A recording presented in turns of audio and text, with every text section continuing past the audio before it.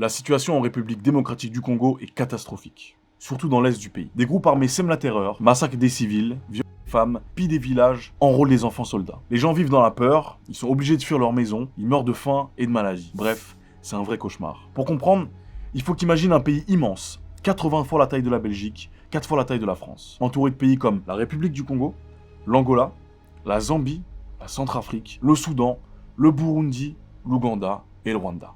Et là, on parle du deuxième plus grand pays d'Afrique. La deuxième forêt tropicale la plus grande au monde, après l'Amazonie, avec des espèces animales et végétales uniques. Il y a aussi le fleuve Congo qui traverse le pays sur plus de 4700 km. Il y a des montagnes, des volcans, des lacs. Bref, un paradis pour les amoureux de la nature. Mais le Congo, c'est pas que ça. C'est aussi un pays avec un sous-sol incroyablement riche. On y trouve des diamants, de l'or, du coltan, un minerai essentiel pour nos téléphones portables, du cobalt, indispensable pour les batteries des voitures électriques, et on parle de 70% des réserves mondiales. Et avec toutes ces richesses, on se dit que le Congo devrait être un des pays les plus prospères au monde.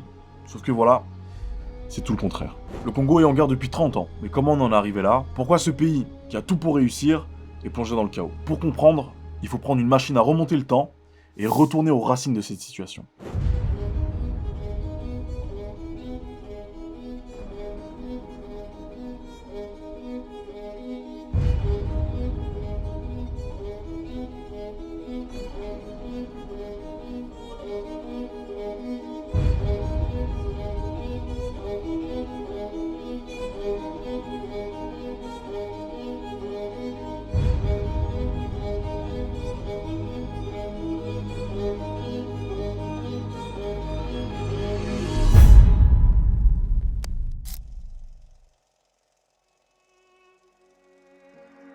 Avant que la RDC soit la RDC, elle s'appelait le Congo belge.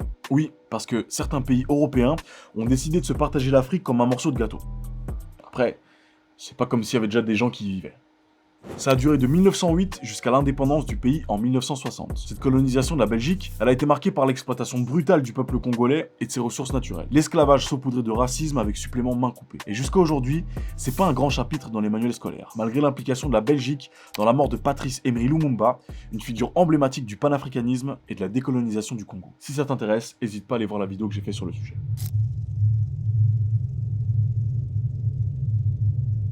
5 ans après l'indépendance et une grande période d'instabilité, c'est Mobutu Sese Seko qui prend le pouvoir. Un dictateur, qu'on se le dise. Il a dirigé le pays pendant plus de 30 ans. Et Mobutu, pour que tu comprennes de qui on parle, s'est autoproclamé maréchal, a rebaptisé le pays Zaïre, et a été soutenu par les États-Unis en pleine période de guerre froide qui voulait agrandir leur influence dans le monde. Derrière son style considéré comme excentrique et ses talents d'orateur, Mobutu était un dirigeant impitoyable et sanguinaire. Il a instauré un régime autoritaire et corrompu. Alors que son peuple s'appauvrit de plus en plus, ses poches à lui au contraire grossissent, au point limite d'exploser.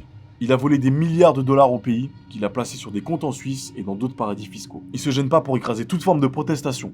Ses opposants sont emprisonnés, torturés, tués sans pitié. Un document de la VRT nous apprend que ses opposants politiques étaient jetés dans des rivières depuis des avions ou des hélicos. Super ambiance. Et pour mieux régner, il a divisé en attisant les tensions entre les centaines de groupes ethniques présents au Congo. Et puis en 94, le génocide éclate au Rwanda. C'est les voisins, mais tu vas comprendre le lien avec Mobutu. En 100 jours, 800 000 Rwandais, principalement Tutsis, ont été tués par la communauté Hutu, alors au pouvoir. Et pendant ce cauchemar, des centaines de milliers de Rwandais ont fui vers le Congo pour échapper au massacre et ont rejoint d'autres Tutsis qui avaient déjà été chassés avant le début du génocide. Si tu veux connaître l'histoire plus en détail, j'ai également fait une vidéo l'année passée à l'occasion des 30 ans du génocide. Ce qu'il faut en tout cas retenir, c'est que les tensions actuelles en RDC remontent à ce bain de sang de 1994 au Rwanda. Il faut savoir qu'à la fin de celui-ci, et avec l'aide de la France, des génocidaires Hutus ont fui à l'est du Congo, dans la province du Kivu, et ont continué à semer la terreur. Ils ont créé des groupes armés comme les FDLR, les Forces démocratiques de libération du Rwanda, qui existent encore aujourd'hui d'ailleurs. En apprenant ça, Paul Kagame, l'actuel président du Rwanda et surtout l'une des personnes qui a stoppé le génocide en 1994, décide d'armer différents groupes locaux pour neutraliser les miliciens Hutus et protéger les camps de réfugiés Tutsis. Et ça ne plaît pas à Mobutu, qui considère ça comme de l'ingérence de la part du Rwanda, et décide de s'en prendre à ceux que Kigali a aidés. En réaction, le Rwanda soutient un opposant à Mobutu, un certain Laurent Désiré Kabila. Et c'est dans ce contexte que la première guerre du Congo éclate.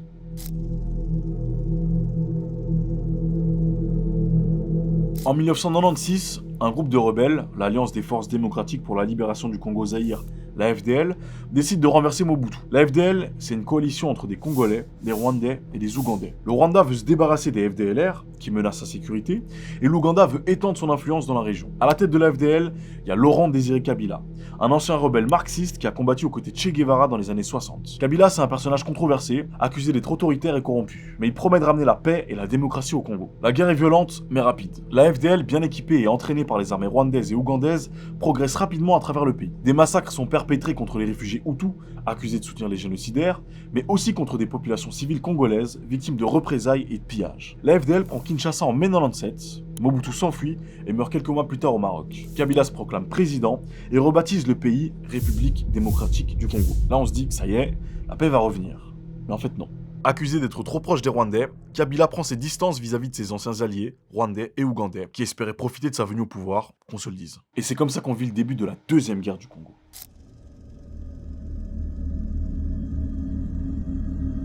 Kabila, une fois au pouvoir, se rapproche de l'Angola, du Zimbabwe et de la Namibie, qui craignent l'influence grandissante du Rwanda dans la région. En août 1998, une nouvelle guerre éclate. Et cette fois-ci, c'est encore pire que la première. Presque tous les pays de la région s'en mêlent.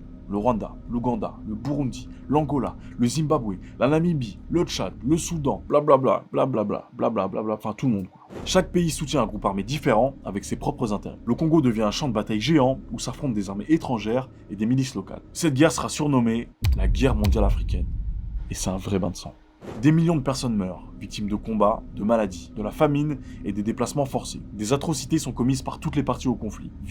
Mutilations, enrôlement de faux soldats. Les groupes armés sèment la terreur, pillent les villages, massacrent les civils. L'est du pays est particulièrement touché, transformé carrément en zone de non-droit. La deuxième guerre du Congo laisse le pays profondément divisé. Elle a aussi des conséquences désastreuses sur les pays voisins et déstabilise toute la région des Grands Lacs. Et même après la fin officielle de la guerre en 2003, la violence continue.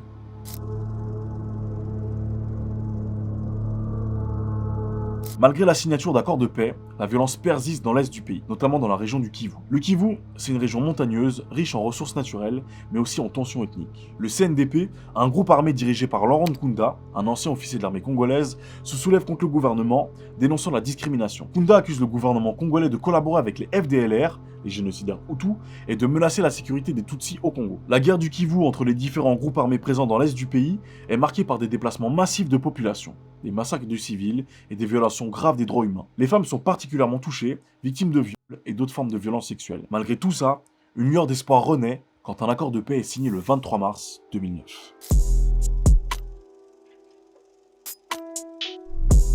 T'as sûrement déjà entendu le nom M23. Eh bien, ce groupe armé, il s'est créé en 2012 après le non-respect, selon eux, de l'accord de paix du 23 mars 2009 dont je viens de te parler. Il regroupe des rebelles de l'armée congolaise partis en guerre contre leur propre gouvernement. L'ONU accuse le Rwanda de soutenir ces rebelles lourdement armés, mais Kigali reste très évasif sur la question. Le risque de guerre ouverte entre la RDC et le Rwanda est plus que jamais d'actualité. Hop, la vidéo, elle a été enregistrée avant la rencontre entre Paul Kagame et Félix Tshisekedi, les présidents du Rwanda et de la RDC. Ils se sont rencontrés à quelques jours à Doha, au Qatar, en présence de l'émir du Qatar, comme tu peux le voir sur cette photo. D'après le ministère qatari des Affaires étrangères, les deux chefs d'État ont, je cite, réaffirmé l'engagement de toutes les parties en faveur d'un cessez-le-feu immédiat et inconditionnel. On verra ce que ça donne dans les faits, mais maintenant que tu sais ça, place à la vidéo.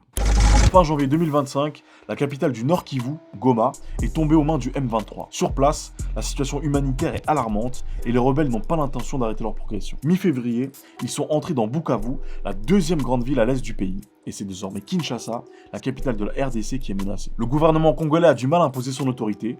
Son armée est fragile et désorganisée. Malgré des accords de paix et des tentatives de désarmement, le M23 continue de menacer la stabilité de la région. Le mouvement est accusé de commettre des atrocités contre les populations civiles, notamment des massacres, des viols et des enrôlements forcés. Et malheureusement, il n'y a pas que le M23 qui commet ces choses. Des rapports de l'ONU nous apprennent que des membres des forces armées congolaises et des milices armées qui les soutiennent, comme les Wazalendo, participent aussi à ces horreurs. Et la question qu'on a en droit de se poser, au-delà des tensions ethniques, pourquoi ça dure depuis si longtemps ?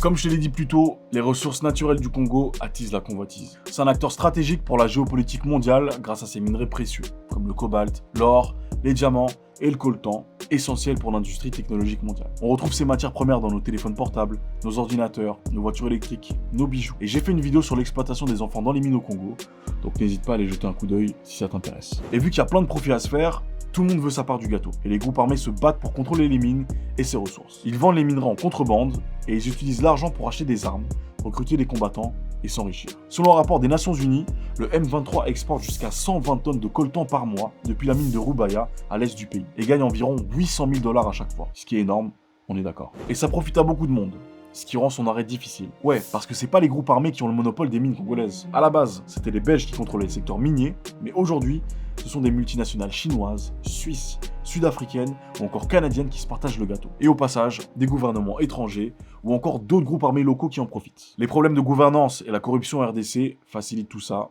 malheureusement.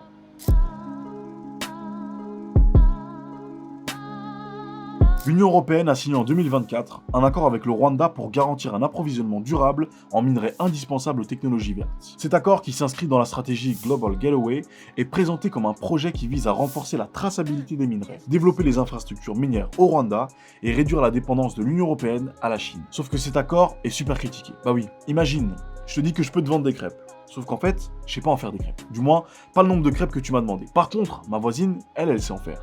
Et je veux lui voler les siennes et te les vendre. Bah cet accord, c'est un peu ça. Et le président congolais Félix Tshisekedi a dénoncé cet accord en disant qu'il finançait indirectement les violences dans la région. Et en plus de ça, c'est quasiment impossible de savoir exactement de quelle mine proviennent les minerais. Alors, devant ces accusations, le Parlement européen a quand même demandé la suspension de l'accord qui a été voté en février 2025, avec 443 votes pour et seulement 4 contre. Les députés ont condamné l'implication présumée du Rwanda dans le conflit en RDC et exigé que l'Union européenne cesse tout partenariat tant que Kigali n'aura pas mis fin à son soutien au M23 et au trafic illégal de minerais.